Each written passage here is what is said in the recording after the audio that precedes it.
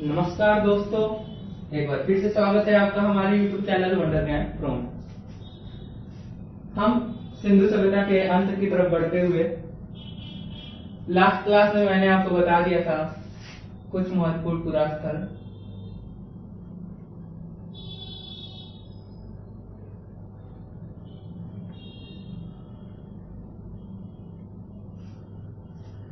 इनकी वर्तमान में स्थिति क्या है, मतलब ये कहाँ पे स्थित है, खोजकर्ता और उत्खननकर्ता कौन थे, और महत्वपूर्ण वस्तुएं जो यहाँ से मिलती हैं।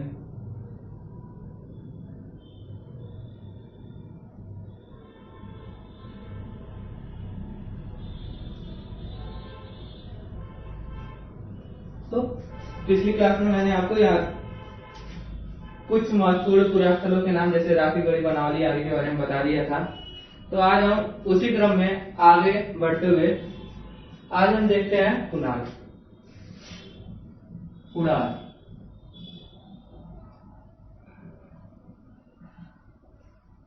1973 ईस्वी में इसकी खोज हुई थी। 1973 ईस्वी में इसकी खोज हुई थी और जो इसके खोजकर्ता थे वो थे जगपत जोशी।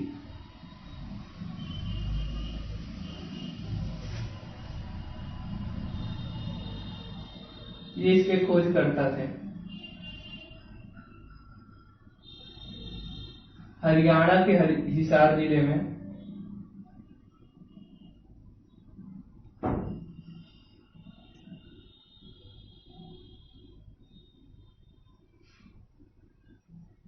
इसकी वर्तमान में स्थिति है तथा यह सरस्वती नदी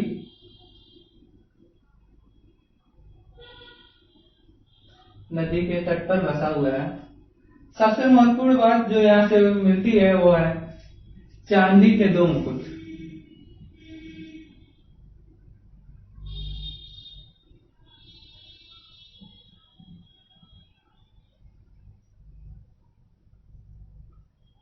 तो यहाँ से जो सबसे महत्वपूर्ण चीज मिलती है वह चांदी की 2 मुकुट मिलती है।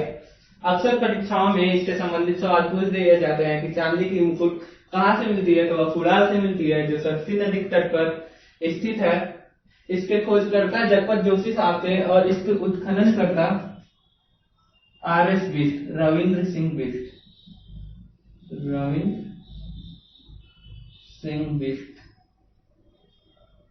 इसके खोजकर्ता थे। रविंद्र सिंह बिष्ट, उत्खननकर्ता रविंद्र सिंह बिष्ट, खोजकर्ता जगपत जोशी।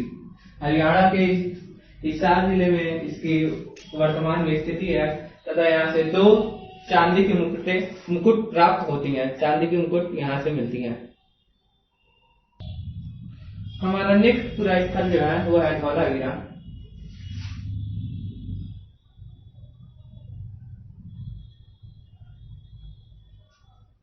यह भी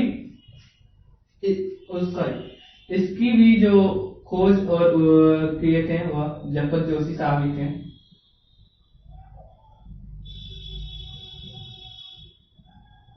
गुजरात के कच्छ प्रांत में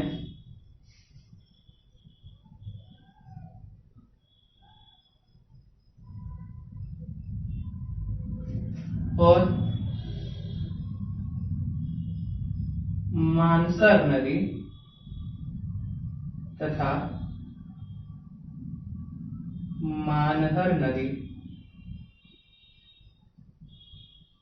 के संगम पे,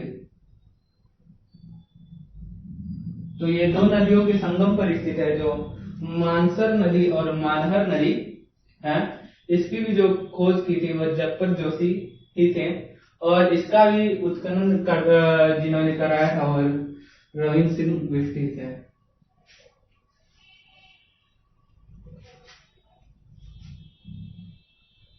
रविंद्र सिंह बिष्ट या RS बिष्ट महोदय।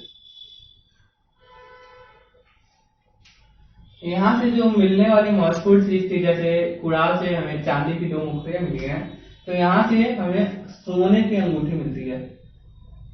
सोने की अंगूठी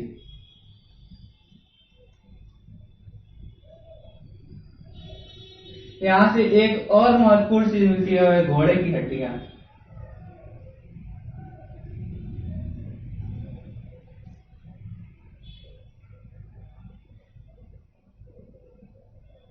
और जो तीसरी सबसे महत्वपूर्ण चीज है वह है विशेष कब्रिस्तान।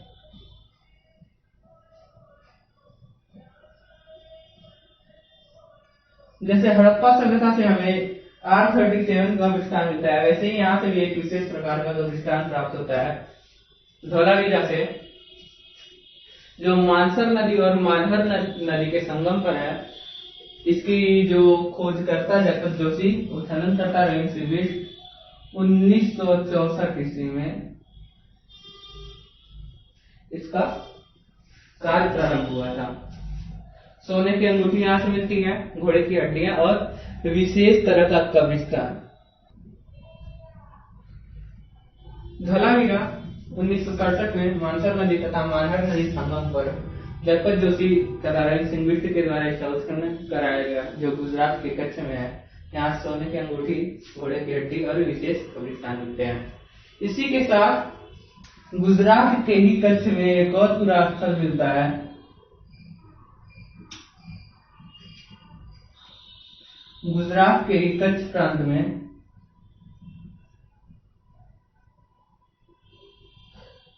एक और पुरास्थल मिलता है सुरकोटा,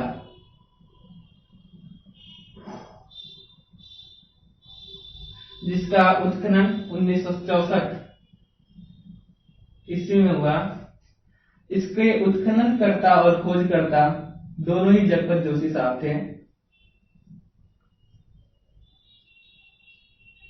जो मकरान नदी के तट पर स्थित था।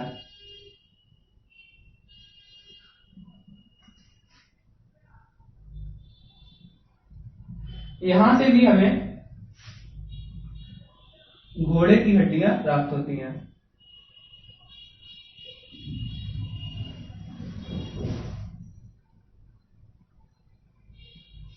तो घोड़े की हड्डियों से संबंधित दो पुरास्थल सुरकोटा और धौलावीरा।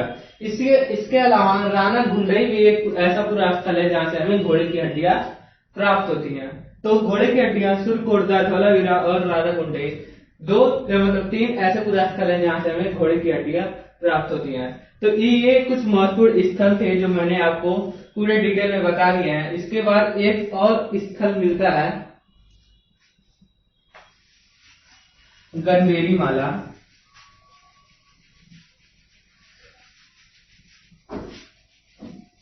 जो गनबेरी माला है यह इस पाकिस्तान में स्थित है। गनबेरी माला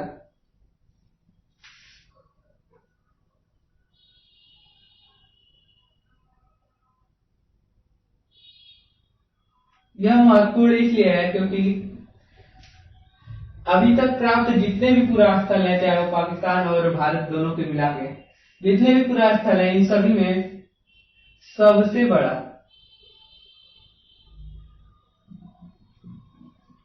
या गनबेरी माला ही पुरास्थल है।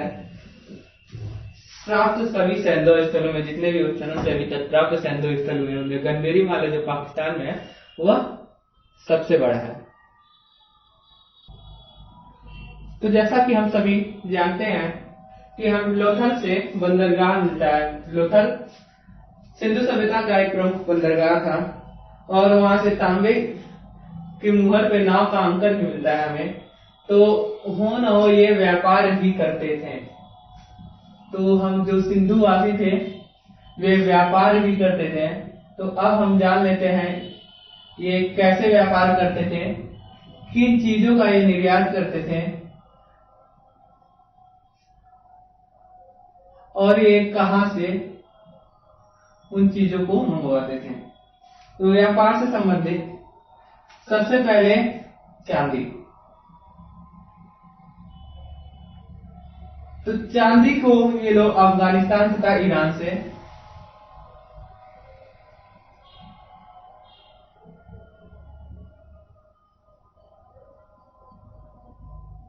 चांदी का ये लोग आयात कराते थे। अफगानिस्तान तथा ईरान से ये चांदी आयात करते थे।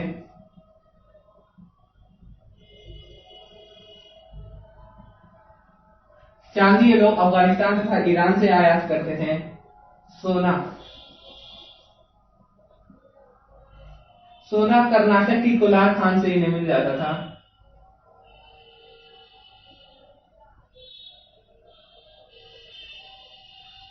तांबा,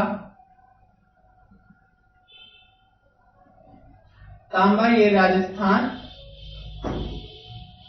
में जो खेतड़ी खान है, खेतड़ी, खेतड़ी की खान। तो चांदी ये लोग अफगानिस्तान तथा ईरान से आयात करते थे तथा सोना और तांबा ये भारत में कोलार की खान और राजस्थान की जो खेतड़ी की खान है वहां से ये लोग तांबे की जो उपलब्धि थी उसको पूरा करते थे। सोना कोलार की खान से मंगवाते थे। बिटुमिनस,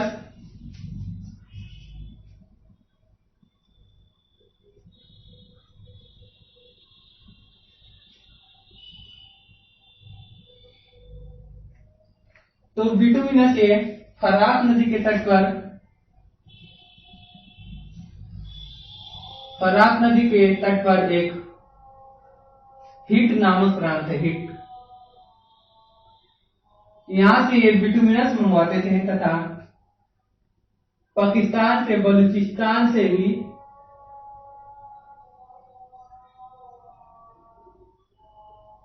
भी ये बिटुमिनस का आयात करते थे। सिलखड़ी, सिलखड़ी एक पत्थर होता है दोस्तों, सिलखड़ी, जिसे ये बलूचिस्तान और राजस्थान से मंगवाते थे। सिलखड़ी बलूचिस्तान और राजस्थान से मंगवाते थे तथा बिटुमिनस फरात नदी के तट पर हिट नामक स्थल से और बलूचिस्तान से मंगवाते थे। इसके बाद एक और भी महत्वपूर्ण पत्थर लाजवर्द,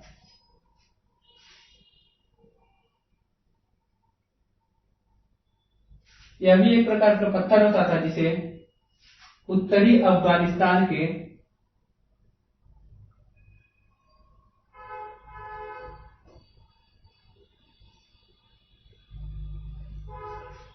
बदक्सा, बदक्सा, बदक्सा प्रांत से मंगवाया जाता था। उत्तरी अफगानिस्तान के बदक्सा। लाजवर्द के बाद फिरोजा पत्थर,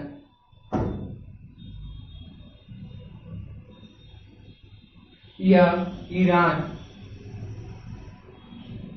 से आयातित होता था। ईरान में एक प्रांत है खुरासान, तो ईरान से फिरोजा पत्थर मंगवाते थे तथा चर्ट पत्थर, चर्ट पत्थर ये लोग बलूचिस्तान, बलूचिस्तान,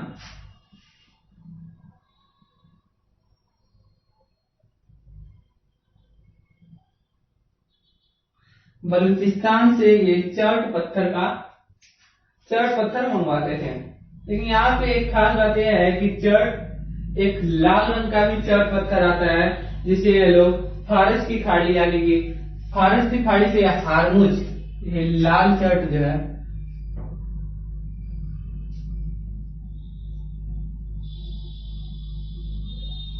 इसको ये लोग हारमुज से मंगवाते थे। हारमुज, फारस की खाड़ी। तो चर्ट ये बलूचिस्तान से तथा लाल चर्ट फारस की खाड़ी में हारमुज से आयातित होता था। जैस्पर पत्थर, जैस्पर,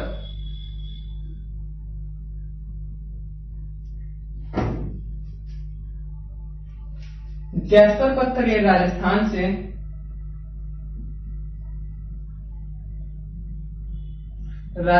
से मंगवाते थे। इसके अलावा SR राव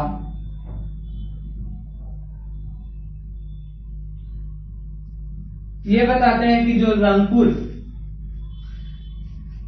रंगपुर के निकट मादर नदी, जिसके तट पर रंगपुर बसा हुआ है, मादर नदी तथा गुजरात।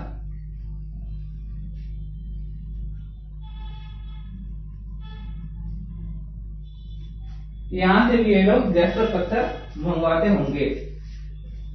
तो एसआर राव साहब बताते हैं मादर नदी जो रंगपुर में, आपको ट्रिक याद होगा, मादर रंग की काली लागत, यानी मादर नदी के तट पर रंग से रंगपुर पूरा स्थल है तथा कालीबंगा जो है वो घग्गर नदी के तट पर स्थित है। जैस्पर राजस्थान या फिर गुजरात या मादर नदी के तट पर से ये लोग जैस्पर पत्थर मंगवाते होंगे। इसके अलावा एक और महत्वपूर्ण चीज देवदार।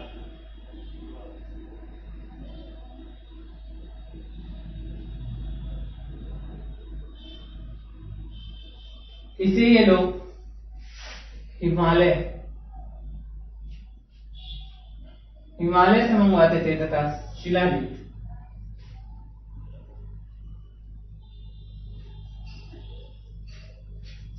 भी हिमालय से ही मंगवाते थे।